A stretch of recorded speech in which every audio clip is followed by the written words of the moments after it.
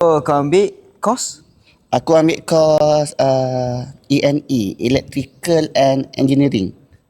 Elektronik dan Electrical Engineering. Okay, kau punya course ni consider course yang engineering yang kau biasa dengar lah. Sebab betul. Django itu engineering in textile. So aku macam, Itu lagi pelik tu, textile kan? nak kerja mana siut tu. So maksud kau punya course ni consider course yang ramai juga orang ambil lah kan? Ramai ambil dan dia banyak cabang. Aku ambil course yang orang kata play safe lah. So kalau tak boleh apply ni, tak boleh apply ni. So banyak boleh pergi lah cabang dia.